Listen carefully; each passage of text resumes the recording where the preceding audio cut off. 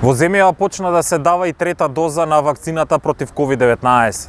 Во услови во кои што нешто помалку од 40% од луѓето се вакцинирани, а вирусот повторно започна брзо да се шири, Pfizer е единствениот избор за граѓаните за така наречена засилувачка или бустер доза пред почетокот на зимскиот период. Бројни истражувања, анализи покажуваат и ја докажуваат ефикасноста и безбедноста на вакцините, независно од производителот. Микробиологот доктор Никола Пановски, коментирајќи отпочнатата кампања во земјата за вакцинација со трета бустер доза, вели дека таа е неопходна особено кога новиот бран од пандемијата е веќе започнат. Дециден одговор би требало да даде Министерството, односно Комисијата, Комитетот за имунизација, ја можам да претпоставам. Прво, бидејќи таа има, и второ, бидејќи скапите за жал кинески вакцини испадна дека покрај тоа што не даваат имунитет во првите 2 месеци кај едно 30-40% на населението, особено повозрастните, постарите, многу брзо им се губи силата, сакам да кажам, по 3 месеци голем број и од тие што имале антитела немаат антитела. Така да нема логика, по мене, ако некој од почеток немал имун одговор, или тој брзо се губи, особено овие што немале одговор, да им се даде трета доза од истата фирма која истата вакцина која не дала резултат. Од таа логиката да се даде нека од друг тип, а најдобри резултати покажале Pfizer, Moderna, AstraZeneca и Sputnik.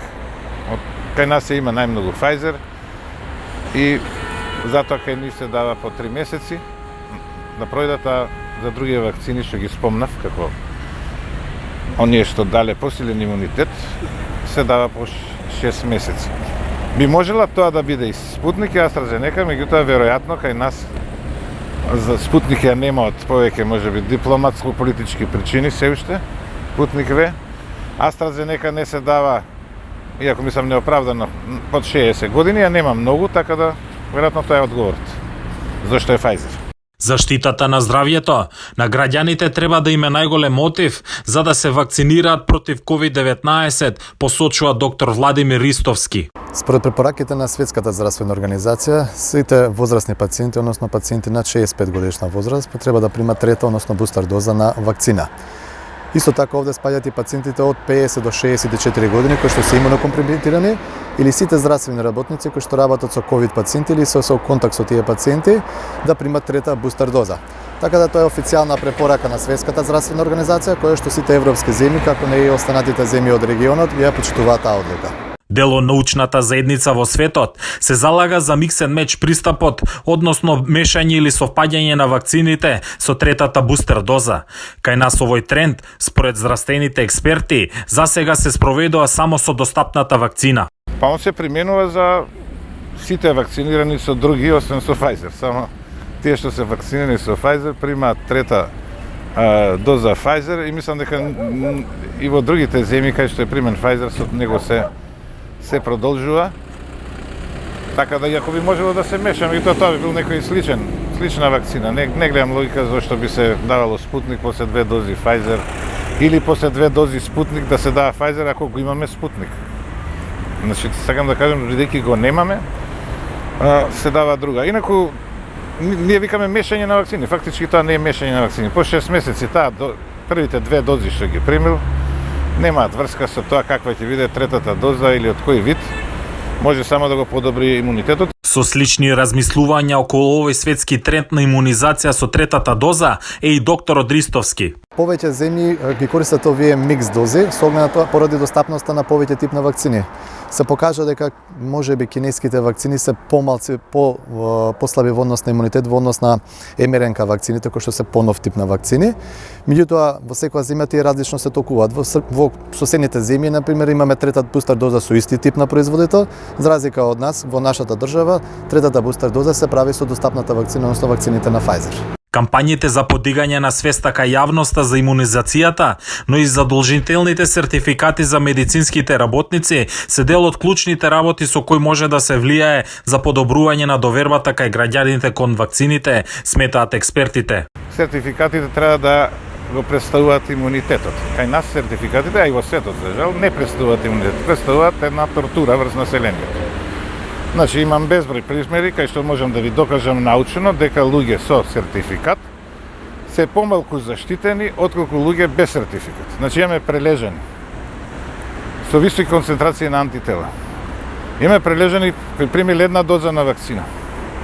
Сите тие немаат сертификат кај нас или им важи само мизерни 45 дена. Значи прво тие треба да им се признае сертификат и тоаш нема да се силујат здравствените работници кои можеби секој ден се во контакт со вирусот, имаат количина на антитела, знае дека без потреба давање на вакцина може да направи штета, да го тераат да се вакцинира не за да стане имун, туку за да добие сертификат. Јас стиев еден надпис за еден балкански медиум ги напишав Ausweis вакцини. Ausweis вакцини се тие што се дават без никаква потреба на веќе заштитени луѓе кои имаат имунитет и кои може да се докаже со антитела и тоа би требало да биде, ако веќе се прават сертификати, главен сертификат дека човекот е заштитен со тоа дека има антитела. Инаку да му давате на некој вакциниран со Pfizer 2 дози за да оди во странство, таму не признале Pfizer заради фалсификати, уште 2 дози Pfizer, тоа е наистина опасно по здравјето или вакцинирање. Значи кампања не знам зашто нема. Ја најавија. Немаше, јас сум учествувал во кампања од Европската комисија со неколку таму видни личности и од тогаш не гледам дека има кампања. Јас сум сепак не сум за притисок, туку за кажување на научни докази од луѓе во кои народот има верба, мислам дека се уште има такви. Медицинскиот персонал треба да е пример кон останатото население дека вакцинацијата е неопходна за брз излез од здравствената криза, посочува доктор Истовски. Ние здравствени работници сме пример за тоа што треба да бидеме секој од нас вакциниран, без оглед да работиме со ковид позитивни или негативни пациенти. Ние како здравствени работници треба да, пак ќе потврдам, пример да бидеме спрема останатото население, без оглед тоа дали се работи на пациенти над 65 годишна возраст или имунокомпрометирани пациенти или помлади, постари од 18 години да примат било една, две или трета доза на вакцина. Значи, за наше добро и за доброто на сите нас граѓани е потребно секој полнолетно лице над 18 години да биде вакцинирано, а нормално со пациентите над 65 годишна возраст или пациентите кои што се со имунокомпрометирани состојби да примат и трета бустер доза. Колку побрзо се вакцинираме, толку побрзо ќе излеземе од оваа состојба што се наоѓаме. Поголем дел од граѓаните кои ги анкетиравме за 25 минути рекоа дека се вакцинирани, а бустер дозата за нив е само дополнителна заштита од COVID-19 за која не треба да се стравува. Дали сте вакцинирани? Да, сум вакциниран. Би сте вакцинирале со трета доза? Сум вакциниран со трета доза. Со која вакцина? Да, одлично. Да. Што препорачувате на другите граѓани? Задолжително, што е можно во поголем број, да не речам сите. Само тоа е спасот од оваа болест. Дали сте вакцинирани? Со колку дози сте? Со 3 дози Pfizer. Кои се вашите препораки за другите граѓани? Дали треба да се вакцинираат? Секако, јас сум докторка и се вакцинирав да се заштитам себе, да ги заштитам пациентите, така да треба да се вакцинираат сите граѓани. Да ве прашаме, дали сте вакцинирани? Сум и со трета вакцина. Која е третата вакцина, која примевте? Третата е со Pfizer, а претходната со Sinovac, кинеската. Кои се вашите препораки за граѓаните? Дали треба да се вакцинираат? Препораките сите треба да се вакцинираат, да не го влечуваат, да не веруваат на некои си приказки како е пренесен овој вирус. Во меѓувреме, Министерството за здравство излезе со своја анализа за изминатите 3 месеци околу состојбата со COVID-19, во која се наведува дека смртноста кај невакцинираните е драстично поголема. Во изминатите 3 месеци, 71% од позитивните на COVID-19 не биле вакцинирани, наспроти 29% кои биле вакцинирани. Од починатите граѓани, речи се 80% не биле вакцинирани, додека 20% од нив сепак биле вакцинирани, покажува анализата на Министерството за здравство за период од 6 август заклучно до 11 ноември. Со сигурност едно е јасно. Земјава е на праг од нов бран на коронавирус, во време кога се уште имаме низок број на имунизирани граѓани, подигањето на колективната одговорност, но и вакцинацијата и бустер дозите во моментов се едни од најважните сегменти во борбата за спречување на ширењето на мутациите на COVID-19.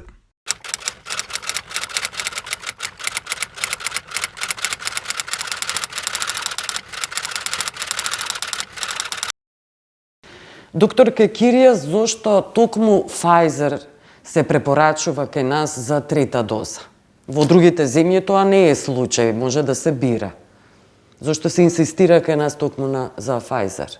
Па се започна во однос на тоа како почна производителите на различни типови на вакцини да објавуваат резултати, да аплицираат со потребната документација за давање на аплицирање како трета доза.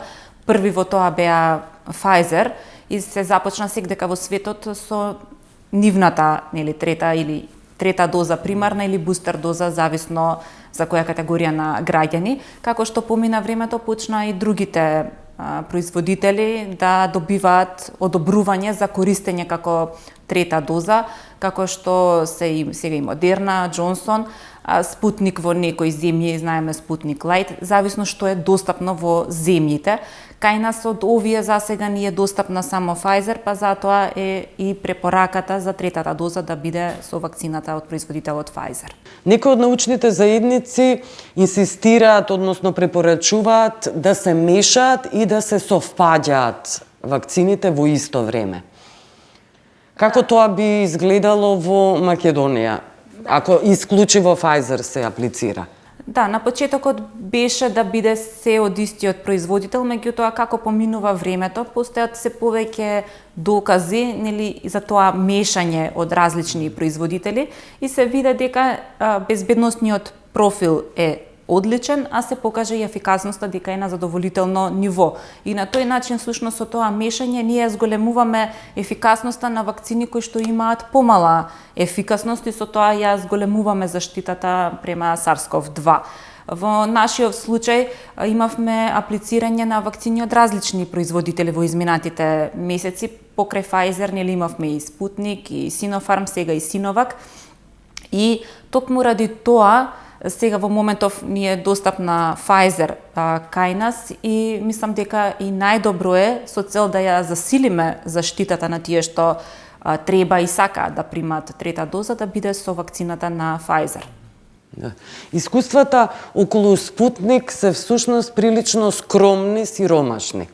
Спутник, знаете и сами, тоа велат и во ЕМА и СЗО, практично не можат да бидат признаени токму заради тоа што не дале доволно истражувања, податоци, резултати од истражувања и она што било направено било на многу мал број на учесници, волонтери, предпоставувам.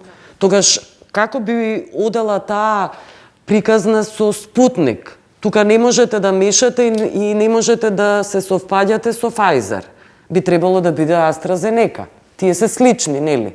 Да, меѓутоа имаше многу на почетокот што излегоа студии за комбинација на AstraZeneca со Pfizer и се покажа дека е сосема безбедно, значи нема повеќе несакани ефекти или било каков ризик по примателите на вакцините, а од друга страна имаат исто или малце подобра ефикасност, односно заштита во однос на само од истата доза да беше, бидејќи и AstraZeneca вакцината е аденовирусна како Спутникот.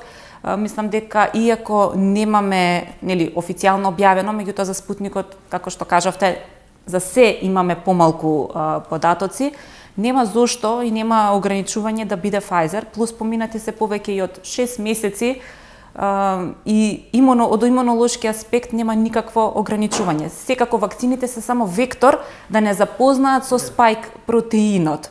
И тие си ја завршуваат работата во тој момент, во тие 2-3 недели, додека да се случи имунолошкиот одговор. После тоа, товарот е на нашиот имун систем, колку ќе остане, ќе го запамети и понатаму да се бори ако дојде во контакт со вирусот. Да, во некои земји исклучиво над 60 години се аплицираат третите дози. Кај нас тоа не е случај. Што е за вас објаснувањето?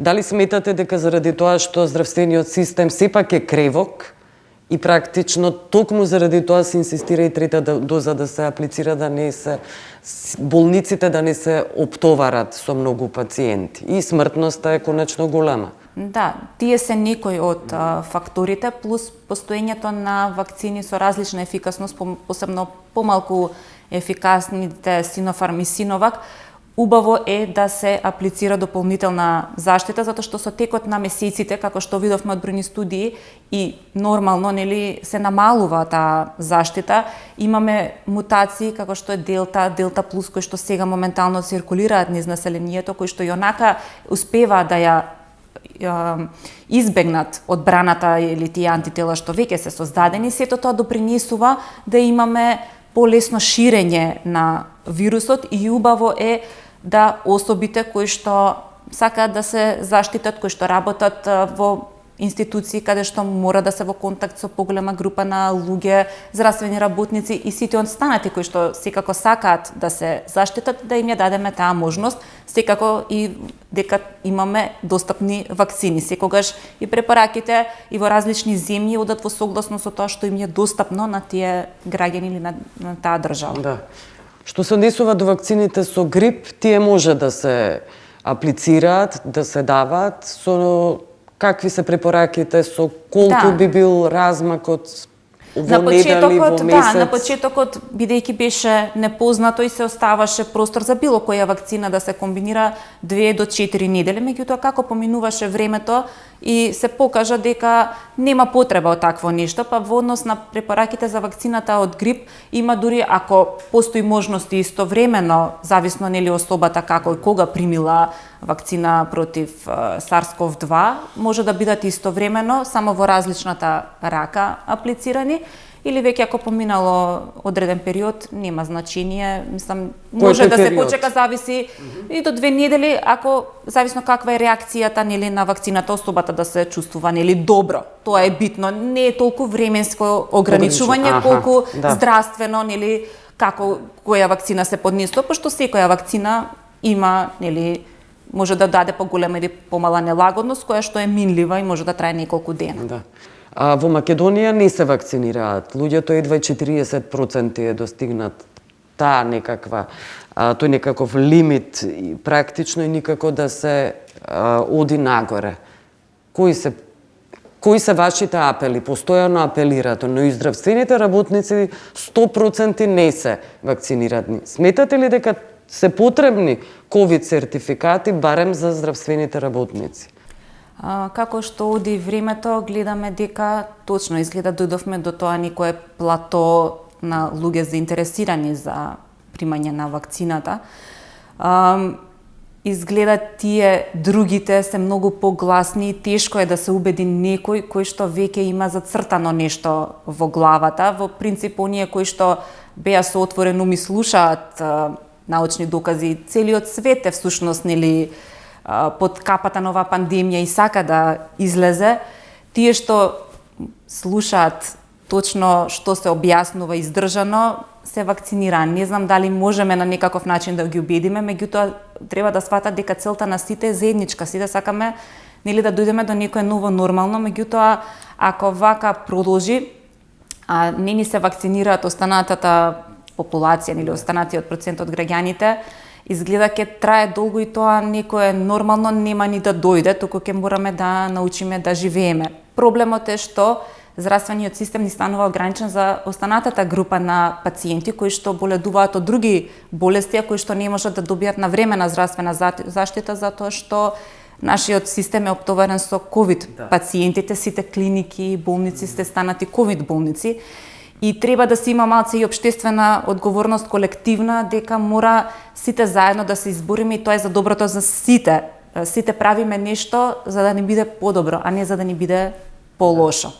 И ризиците кои што постојат од разболување, последиците што ги имаат голем број на граѓани со долготраен ковид или пост-ковид компликации, не само смртниот исход како најлошата опција, секако треба повеќе да е загрижувачки отколку некои несакани ефекти од вакцината кои што се многу ретки и на вистина ризикот е занемарлив кога ќе се спореди со ризикот од компликациите од самата болест. Да.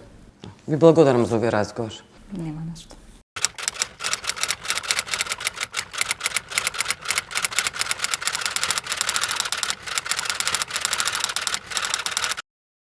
И да, каква е ситуацијата во Австрија? Дали како во другите европски земји, во некои од нив, почнува третата доза да станува задолжителна?